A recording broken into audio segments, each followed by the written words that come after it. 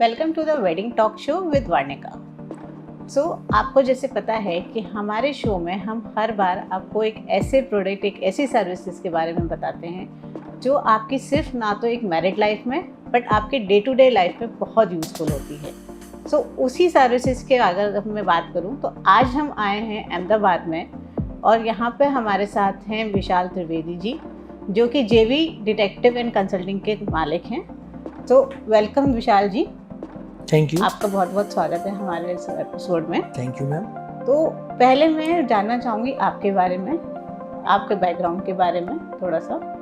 Actually I was belongs to normal family में, normal family से ही बिलोंग करता हूँ, ऐसा कुछ स्पेशल या ऐसा नहीं है। लेकिन कॉलेज टाइम से मेरा इंटरेस्ट था कि मैं सिक्योरिटी, डिटेक्टिव, डिफेंस इस लाइन में जाऊँ।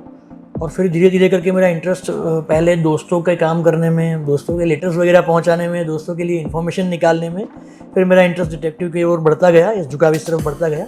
और आज मैं 99 से लगभग 24 साल से इस फील्ड में हूँ। 24 साल से? जी।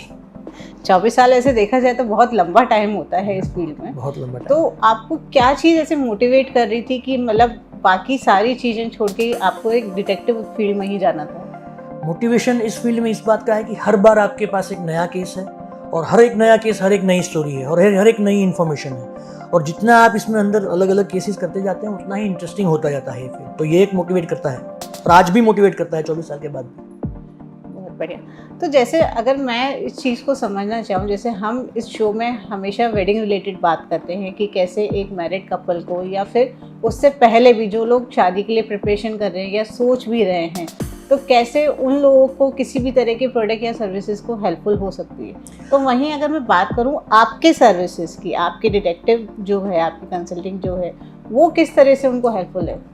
डिटेक्टिव में अगर प्रीमैरिटल डिटेक्टिव इन्वेस्टिगेशन करवाना चाहते हैं, मानो कि फॉर एन एग्जांपल अगर किसी कपल का, किसी फैमिली का बहुत अच्छा बात आगे बढ़ी और कपल मैरिड हो गया, मैरिज हो गई उनकी, उसके बाद में उनको पता चला कि जो बात उनको बताई गई थी, जो प्रेजेंट किया गया था फाइनेंशियल पोजीशंस के बारे में या बंदा या बंदी उसकी हेल्थ के बारे में, उनकी जॉब बिजनेस के बारे में, उनके एजुकेशन के बारे में, उनके सोशल या फाइनेंशियल स्टेटस के बारे में, और एक्चुअल जो है पोजीशन वो उससे मैच नहीं हो रही है, तो बाद में पछताने से अच्छा है कि इसको पहले ही वेरीफाई और चेक कर लिया जाए। तो एक ये होता है प्रीमैरिटल का। बाद में जो आता है वो पोस्ट मैरिटल में भी ऐसा होता है कि कई बार कुछ सालों के बाद पार्टनर्स जो होते हैं वो एक दूसरे को डिच करते हैं या बताते नहीं हैं, कहीं और एंगेज हो जाते हैं। और पार्टनर को उनके बिहेवियर, क्योंकि पार्टनर जो होता है वो 24 घंटे आपके साथ रहने वाली व्यक्ति है, तो उसको ये पता रखता है कि भाई मेरे पार्टनर के बिहेवियर में कुछ चेंज है, तो उस टाइम पे भी ये पोस्ट या एक्स्ट्रा मैरिटल अफेयर के रिलेटेड चेकअप जो होता है वो करवा लेते हैं, तो वो करवाना बेटर रहता है। तो इस तरह से दोनों टाइप, या मैरिज से पहले, बिफोर मैरिज और आफ्टर मैरिज, दोनों टाइप से हम डिटेक्टिव की सर्विस आप अवेल कर सकते हैं और इसको यूटिलाइज कर सकते हैं। तो अगर मैं बात करूं कि अगर हमें जैसे सर्विसेज अवेल भी करनी है, तो अगर आप जैसे बोल रहे हैं कि जो पहले अगर फैमिली के बारे में पता करना चाहते हैं, जो ब्राइड और ग्रूम के बारे में पता करना चाहते हैं, तो उसमें हम क्या क्या चीज़ों को मेजर करते हैं उनके? सबसे पहले जो होता है उनकी पर्सनल, क्योंकि अगर प्रेजेंटली मैरिज नहीं हुए हैं और किसी और के साथ में एंगेज हैं तो बाद में भी खुश नहीं रखेंगे, खुश खुद भी नहीं रहेंगे और अपने पार्टनर को भी नहीं कर पाएंगे जी, क्योंकि उनका मन कहीं और होगा। तो सबसे पहले ये उनका पर्सनल होता है। दूसरा जो होता है उनके फैमिली बिहेवियर, नेचर, मतलब घर के बंदे कैसे हैं, क्योंकि अमूमन रूटीन सिस्टम ये है कि दो फैमिली मिलते हैं तो अपनी ब्राइट साइड दिखाते हैं, पॉजिटिव साइड दिखाते हैं, और डार्क साइड जो है वो हाइड करते हैं। राइट। लेकिन हमारे यहाँ इन्वेस्टिगेशन में वो सारा क्लियर हो जाता है। ओके। तो जैसे अगर हम बात करें कि कई बार हमने बहुत सारे ऐसे केसेस देखे हैं जो मैट्रिमोनियल साइट के थ्रू मिलते हैं, तो उसमें कई बार क्या होता है कि हम बहुत ज़्यादा फेक उनको अपनी इनकम बताते हैं, फेक प्रोफाइल्स बताते हैं, तो उस केस में हम उनको कैसे वेरीफाई करेंगे?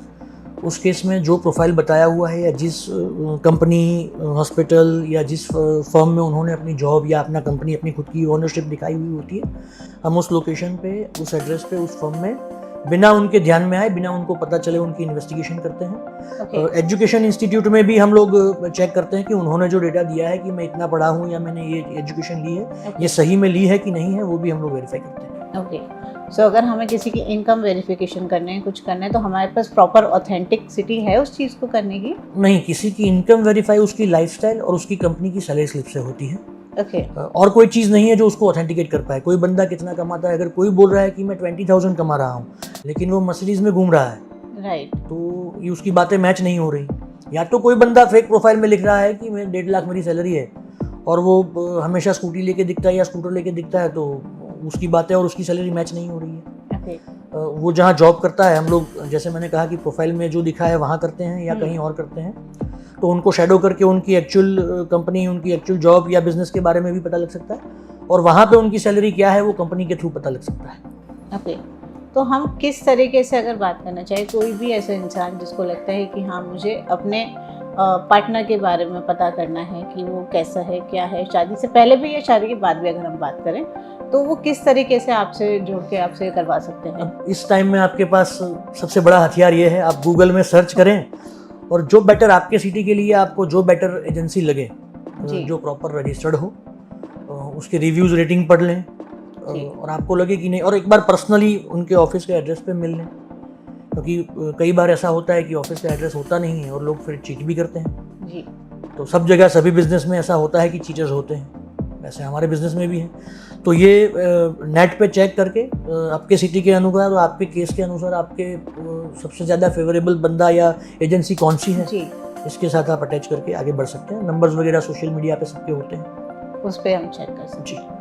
तो कुछ बार कई बार ऐसे होते हैं कि हम ऐसे लोगों से मिलते हैं, जैसे हम, अगर मैं अपनी बात करूँ तो जैसे मैं खुद प्री मैरिटल काउंसलिंग करती हूँ, तो कई बार मेरे पास ऐसे लोग आते हैं जो बहुत ज़्यादा इंट्रोवर्ट होते हैं, बहुत ज़्यादा शाई होते हैं। कहीं ना कहीं उनके अंदर डर रहता है कि हम अगर अपने पार्टनर के बारे में पता करेंगे और उन्हें पता चल गया तो, क्योंकि आपको ही पता है कि आज के टाइम में बहुत से रिलेशनशिप बहुत ज़्यादा टॉक्सिक होते हैं, अब्यूजिव होते हैं, तो उस केस में वो लोग आपके पास कैसे मतलब आके करें कि जिससे कि उनको ये रहे कि हाँ हमारे बारे में किसी को पता भी ना चले कि हम आपसे मिल रहे हैं, और लेकिन जो हमारे डाउट हैं वो भी क्लियर हो पाए। एक लीगल नॉन डिस्क्लोजर एग्रीमेंट होता है हमारे क्लाइंट के साथ में जी। तो हम हमारे क्लाइंट की आइडेंटिटी, उसका डेटा या उसकी मैटर जो होती है इन्फॉर्मेशन कहीं शेयर नहीं करते अनटिल अनलेस हमको कोर्ट या पुलिस में, इसके अलावा ये कहीं किसी और थर्ड पर्सन के पास में नहीं जा सकती। एक एनडीए होता है जो लीगल होता है, वो साइन करना होता है। ओके जी। तो अगर वो डायरेक्ट फिर उस केस में वो आपको डायरेक्ट अप्रोच करें तो ज़्यादा बेटर है, क्योंकि रेदर देन माइट भी हो सकता है कि अब जहाँ पे टॉक्सिक रिलेशनशिप की बात आती है तो उसमें क्या है, आपके फ़ोन भी चेक होते हैं, आपके मेल चेक हो रहे होते हैं, आपके पीछे कोई ना कोई बंदा होता है, हालांकि वो बंदा हो सकता है वो सही हो, सामने वाला बंदा गलत हो, लेकिन उस केस में वो क्या करता है कि वो खुद से आगे बढ़ के कुछ नहीं कर पाता है। अगर पार्टनर्स एक दूसरे का करवाना चाहते हैं, चाहे लाइफ पार्टनर्स हों या इंडस्ट्रियल बिजनेस पार्टनर्स हों, जी, तो वो या उनके फ्रेंड्स या उनके नज़दीकी लोग जो होते हैं उनको तो पार्टनर्स एक दूसरे को जानते ही होते हैं, तो वो खुद से या अपने किसी बाहर अपने बंदे से तो करवा ही नहीं सकते, क्योंकि सामने वाले को पता लग जाना है। जी, उसी के लिए डिटेक्टिव होता है, वो बिल्कुल अननोन बंदा होता है। आपके पीछे भी अगर आपका कोई पहचान वाला रहेगा तो आपको तुरंत पता लग जाएगा, और बिल्कुल अननोन बंदा या बंदियां दिन में 2-3 बार बदलते रहते हैं। हमारे शेड्यूल, हमारे बद्दों की जो शेड्यूल होती है वो 4-5 घंटे से ज़्यादा नहीं होती, तो आपको पता भी नहीं लगेगा कि कोई अननोन बंदा या बंदी आपके पीछे है और आपका शेडोइंग हो रहा है। ओके। तो मैं एक और आपसे लास्ट क्वेश्चन करना चाहूँगी, वो इस बारे में कि अगर आप सिर्फ एक हाई एंड क्लाइंट को ही डील करते हैं या किसी भी लेवल का बंदा आपको अप्रोच कर सकता है? किसी भी लेवल का बंदा हमको अप्रोच कर सकता है, और उसके हिसाब से हम लोग अपना रेट्स, अगर कहीं कुछ ज़रूरत पड़े तो पैकेज थोड़ा डाउन करके भी हम लोग काम करते हैं। ओके। और इसका जो हमारे पास जो रिजल्ट्स आते हैं उसकी कितनी ज़्यादा ऑथेंटिसिटी होती है? एक्यूरेसी, हमारी सक्सेस रेशियो और एक्यूरेसी रेशियो मेरा 97% अब तक रहा है, ओके। जो कि मैं मानता हूँ मेरे फील्ड में बहुत बहुत अच्छा है। जी। तो ये हम जो देते हैं वो बिल्कुल ऑथेंटिक देते हैं, और कहीं किसी सिचुएशन में हमको लगा कि कोई पार्टनर कुछ गलत कर रहा है या किसी के साथ में एंगेज है और विद प्रूफ मिल सकता है, तो हम हमारे क्लाइंट को लोकेशन पे बुला के दिखा भी सकते हैं। ओके। तो मैं एक लास्ट आपसे रिक्वेस्ट करना चाहूँगी कि आप हमारे व्यूअर्स के लिए अगर कोई मैसेज देना चाहें तो वो क्या मैसेज है आपके लिए? आपके व्यूअर्स के लिए मैं 2 मैसेज देना चाहूँगा। सबसे पहले तो सोशल मीडिया और नेटवर्किंग का आज ज़माना है, तो सेफ्टी सिक्योरिटी आपके लिए सबसे बेस्ट है। आपकी साइबर सेफ्टी जो है, सबसे पहले किसी अननोन लिंक या अननोन बंदे को अपने OTP, पासवर्ड, मेल शेयर न करें, किसी अननोन लिंक पे क्लिक न करें। और बेहतर है, जैसे मैंने पहले भी कहा कि बेहतर है कोई चीज़ कर लेने के बाद में पछताना, उससे अच्छा है कि कोई चीज़ करने से पहले उसके बारे में पूरा जान लेना, तो ये आपको बहुत काम में आ सकता है। मैं एक छोटा सा टोकन आपके लिए लेकर आई थी। ओह, ये हमारी तरफ से एक टोकन ऑफ लव आपके लिए। So nice of you, thank you ma'am. Thank you so much and thank you so much for joining us.